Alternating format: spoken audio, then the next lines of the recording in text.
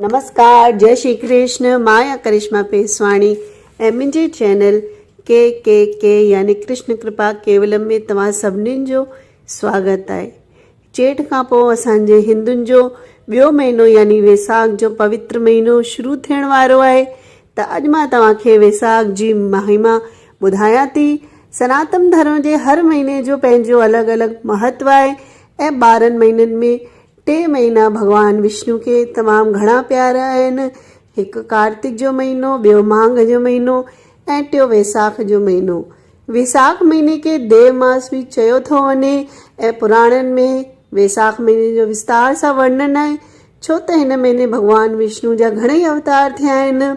आखा टीज ॾींहुं परशुराम जो अवतार, ॿिया नर नारायण जो अवतार, नरसिंह भगवान जो अवतार ऐं हैग्रीव भगवान जो अवतार भी हिन महीने थियो आहे। ऐं हिन खां अलावा भगवान बुद्ध ऐं माता सीता भी हिन महीने में ही प्रकट थिया हुआ ऐं त्रेता युग जी शुरूआत भी हिन महीने में ही थी हुई। त हिन महीने में जो संबंध आहे घणेई धार्मिक परंपराउनि सां आहे। श्री बद्रीनाथ धाम जा दर भी हिन महीने आखा टीज ते खुलंदा आहिनि ऐं आखा टीज ॾींहुं ही बांके बिहारी मंदिर में भगवान जा चरण दर्शन थींदा आहिनि। जगन्नाथ यात्रा भी हिन सां ही शुरू थींदी आहे ऐं पाण सिंधी भी इहो वैसाख जो महीनो वारींदा आहियूं। त अचो मां तव्हांखे ॿुधायां थी कि वैसाख जो महीनो कीअं वारजे ऐं छा कजे। चेट जे सतनारायण सां ही वैसाख जा सनान भी शुरू थी वेंदा आहिनि ऐं सुबुह जो प्रभात में सनानु करण जो नियम वठिबो आहे ऐं भगवान विष्णु जो ध्यानु कबो आहे। ऐं वैसाख महीने जे पहिरें सूमर या छंछर ते पिपल जे वण जे हेठां लोटी चाढ़े वैसाख ॾांहें ईंदियूं आहिनि माताऊं ऐं भेनरूं। ऐं हुन खां पोइ सॼो महीनो कंहिं वैसाख जी कथा पढ़बी आहे। ही ॾिसो, कती अमांग वांगुरु वैसाख जी भी कथा हूंदी आहे। इहा कथा रोज़ पढ़बी आहे सॼो महीनो ऐं सॼो महीनो सनान जो नियम ऐं ॿियो भी घणेई नियम। ॿाहिरी भाॼी न खाइबी आहे, हिकु टाइम खाधो खाइबो आहे। अगरि तव्हां सात्विक भोजन जो नियम वठो यानी कहिड़ो भी नियम वठिबो आहे ऐं सॼो महीनो ओम नमो भगवते वासुदेवाय मंत्र जो जाप कबो आहे। ऐं वैसाख महीने जे वरी आख़िरी सूमर या छंछर ते वरी पिपल जे हेठां साॻी तरह लोटी पाए करे वैसाख जो कथा करे पोइ ई महीनो जो छोड़बो आहे। त हिन महीने में दान जी भी तमामु घणी महिमा चई वई आहे। हिन महीने में छा दान कबो आहे? मुख्य रूप सां हिन महीने में जल दान के महादान मञियो वियो आहे, जो फल सभु दाननि ऐं तीर्थनि जो हूंदो आहे। त हिन प्रचंड गर्मीअ में यानी वैसाख जे महीने में उहो ई साॻियो फल जल दान यानी पाणी दान सां मिले थो।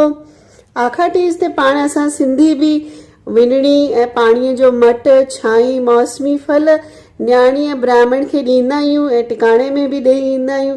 त आखा टीज जो वीडियो भी मां पोइ विझंदसि। ऐं हिन जे अलावा वैसाख महीने में जो प्यासे राहगीरनि लाइ प्याऊ थो लॻाए या खूह या तालाब थो ठाराए, हुनखे असीम पुण्य मिले थो।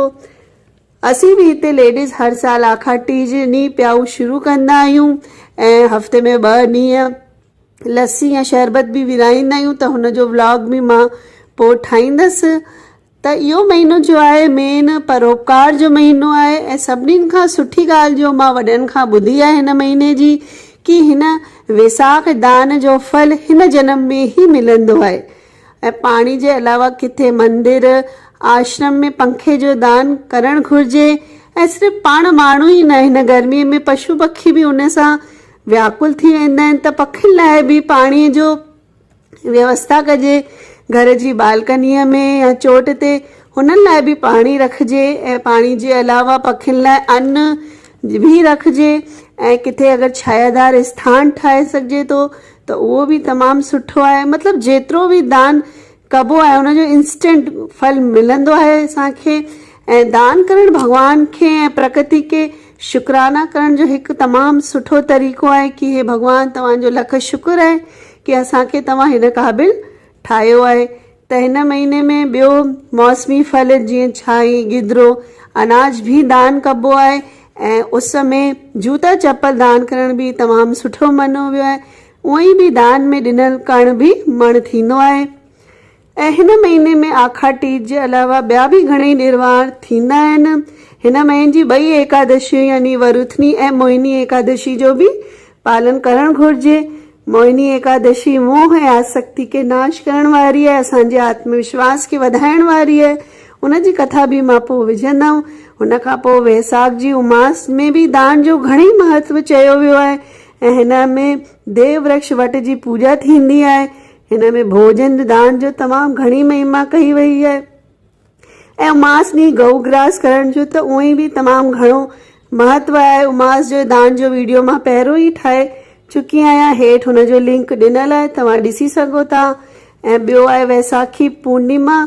चवंदा आहिनि कि हिन ॾींहुं ब्रह्मा तिर ठाहिया हुआ त तिल मिश्रित जल सां सनानु करणु तमामु सुठो चयो वियो आहे। त ही हो वैसाख महीने जा ॾिणवार ऐं वैसाख वारनि जी विधि ऐं महिमा। चवंदा आहिनि कि ॿिए सभिनीनि विर्तनि जो फल आहे उहो देर सां मिलंदो आहे, पर वैसाख जो विर्त जो फल आहे हू तुरंत मिलण वारो फल आहे। हिन खे वारण सां जन्म जन्म जा पाप नाश था थियनि।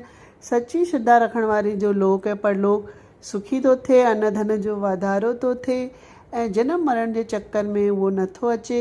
त इहो हो अॼु जो वीडियो। तव्हांखे कीअं लॻो कमेंट करे मूंखे ज़रूरु ॿुधाईंदा। ॿियो न त जय श्री कृष्ण कमेंट में लिखंदा त मां सम्झी वेंदमि कि तव्हांखे वीडियो वणियो आहे ऐं मुंहिंजे चैनल खे सब्सक्राइब कंदा। पासे में बेल आइकॉन आहे, हुनखे प्रेस कजो त जियो नयो मां वीडियो विझां तव्हांखे ख़बर पइजी वञे। त वरी मिलंदासीं हिकु नए वीडियो सां। तेसिताईं मोकल थी वठां। जय झूलेलाल, जय श्री